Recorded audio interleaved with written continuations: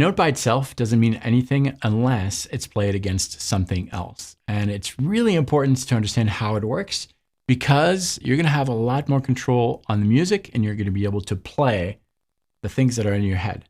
This is not for everyone. If you want to learn fast licks, there are other videos for that. But if you want to understand the power of a note, stick around and have your guitar in hand and something to write with. You need a pencil and maybe take some notes. If you don't have it ready, just go grab it. It's really going to be beneficial. I should say that this is an extract from an hour-long workshop. I run those workshops in the Guitar Playback Academy. Every day of the week, an instructor is going to deliver a full hour-long workshop on a really interesting topic, I think. Not only that, you get access to all my courses, discussions, challenges. It's the best way to grow as a guitar player. And oh, by the way, my name is David. And if you've never seen my videos, welcome. I'm glad you're here for this one. Let's get started.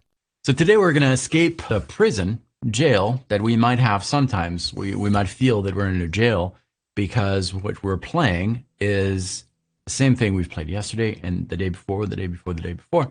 Very directed by shapes, patterns, and things that we've acquired before. I'm not saying that that's a bad thing, but with the information we're going to learn today or relearn, I'm hoping that it opens new doors. So we're talking about intervals, the distance between two notes. The reason it's so important is that it allows you to have more control over the music that you want to deliver or the stories you want to deliver.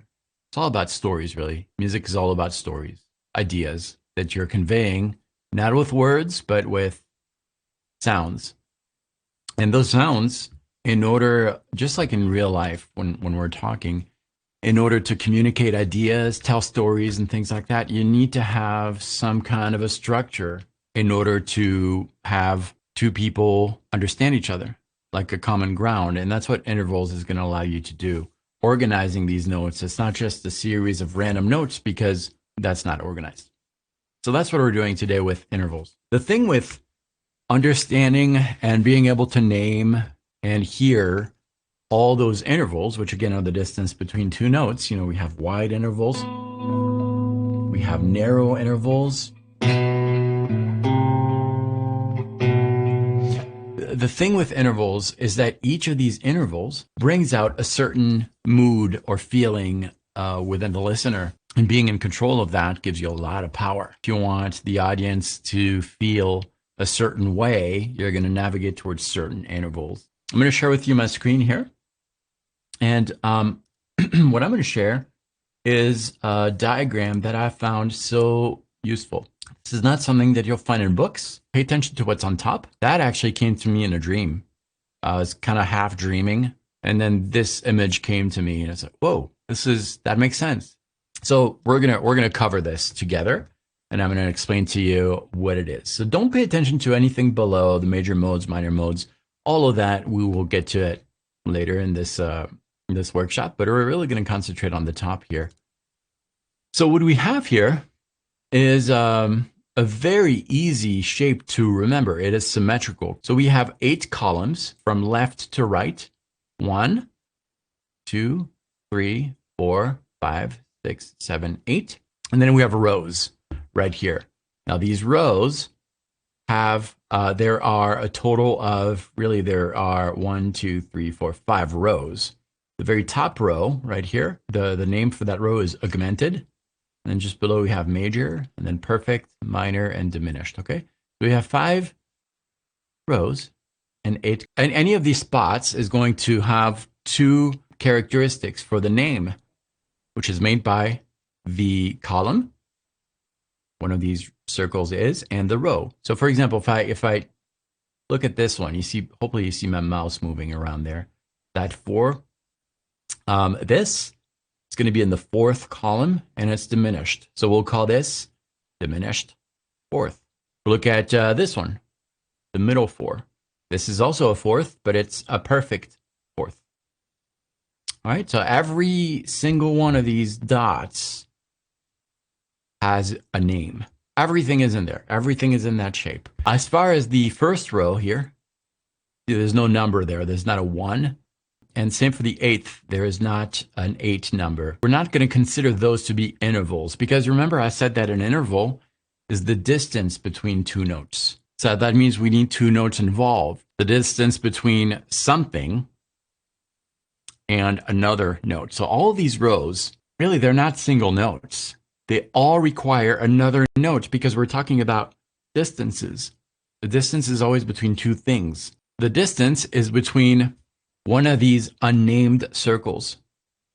The 1 right here, also known as the root, and the 8 right here, also known as the octave. Those two notes are actually the same. Like if this note was called A, this one would be called A. The only difference is that one would be lower than the other. They have the same function. So any of these dots with a number in them are going to be attracted to the 8 or the 1, but we're always going to consider that it's the 1. It's going to be easier to do ascending intervals instead of descending, okay? Any of these circles is always going to be attracted to this note, the 1 right here, okay? So when I say that this, for example, this note right here, the 3, it's the third column on the major row. This is a major third. This note itself is not a major third. What is a major third is the distance between this note and the 1. Okay, that's a major third.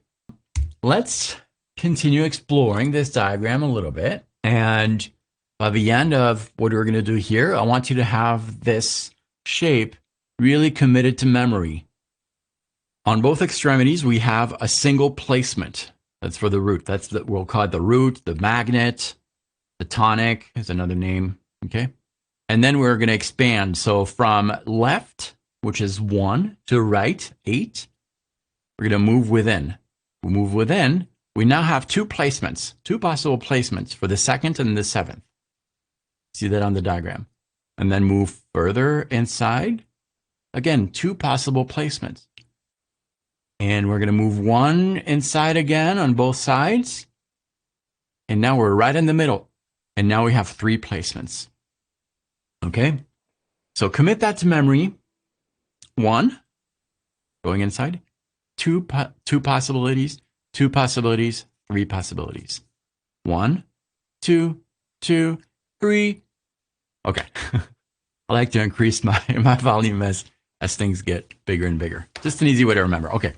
You should have that memorized by now. 1, 2, 2, 3, 3, 2, 2, 1. Now let's talk about the rows. You've heard those terms before. Major, minor, diminished, perfect. Maybe not so much perfect, but you've heard those terms before, right? There are 5 possible terms. Perfect, the row right in the middle. Major, augmented, minor, diminished. And you can see that the perfect, if you consider the perfect to be the middle line, that's where the 1 is. Why is 1 in the middle? Well, because there's only 1. Because if you change the 1, the root, like I said earlier, you're also changing the interval. That gets too much of a nightmare. We're keeping the foundation, the root, perfect.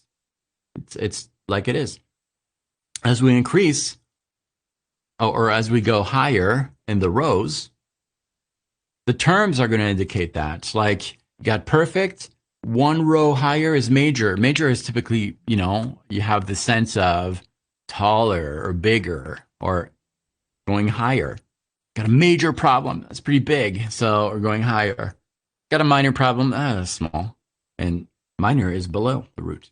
Perfect, major, a little bigger. And what's even bigger than major, it's augmented. We got an augmented problem. You wouldn't say that, but you know what I mean? Perfect, major, augmented. And in the opposite direction, going down, which makes the interval smaller, we have minor and diminished. We learned a lot already, but we don't know how to use it.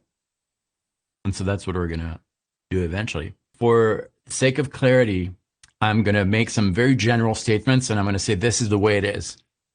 So if you hear me tell you this is the way it is, know that we're in agreement that, of course, you can break the rules. But It's going to be simpler if I say it that way. So what I'm about to say here is not 100% true. You can definitely break the rules, but just assume it is. It's going to help you in your understanding. Here's the rule. A scale in music, that's a series of intervals that will kind of give you the mood of a song, the feel for a song.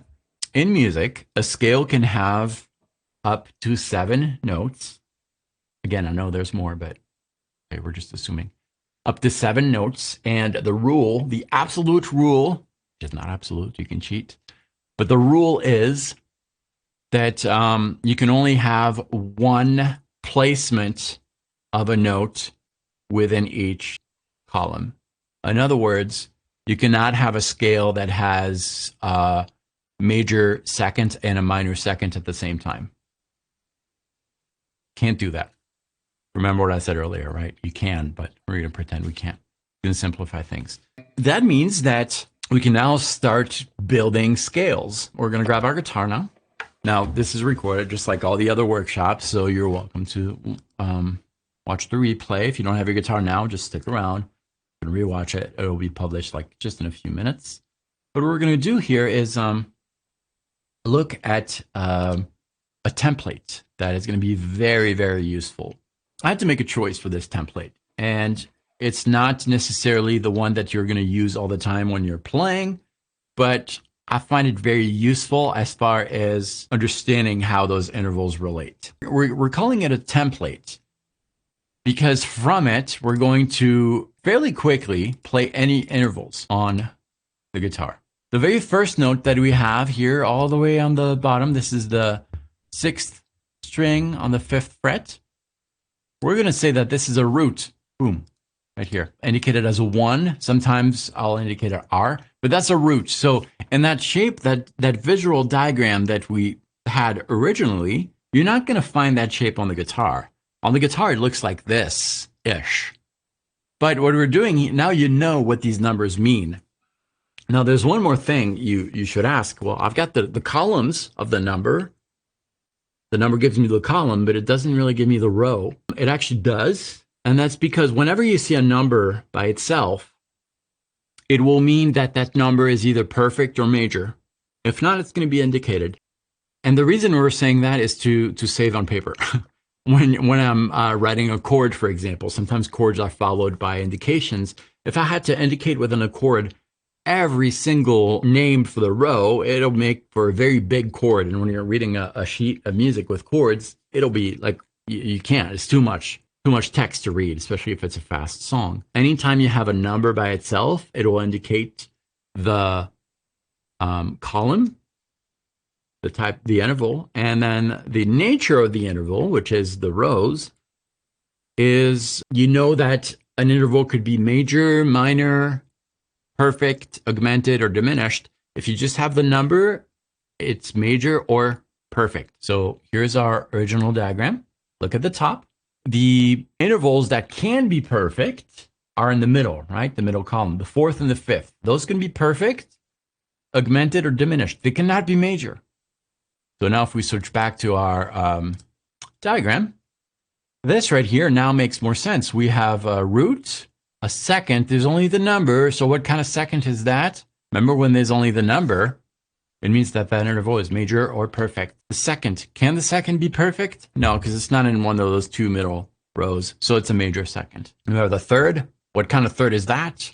Perfect third? No, major third. Here are the 4th and the 5th. Those are right in the middle of our original diagram. So those are perfect. If someone asks you to play a major 4th, just tell them to watch this workshop, because the major 4th does not exist. So perfect 4th, perfect 5th, major 6th, and major 7th. Okay, well, let's memorize that diagram, okay? Root, major 2nd, major 3rd, perfect 4th, perfect 5th, major 6th, major 7th.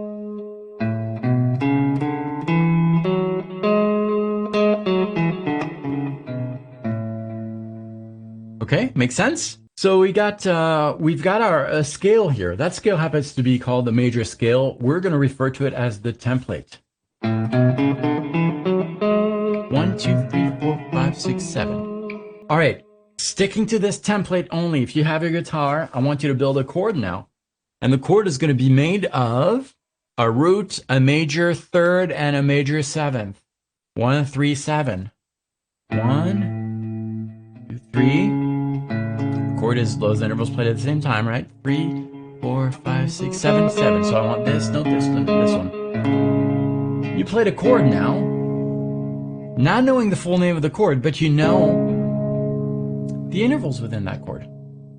Great. I now want you to play a chord from the same root with, I'm going to give you the shorter name, just the numbers, knowing that these numbers are referring to the column. And if it's just a number, it's either a major, interval, or a perfect. The chord is going to be made of a 1, 5, 7. Okay, so use the shape 1, 5, 7.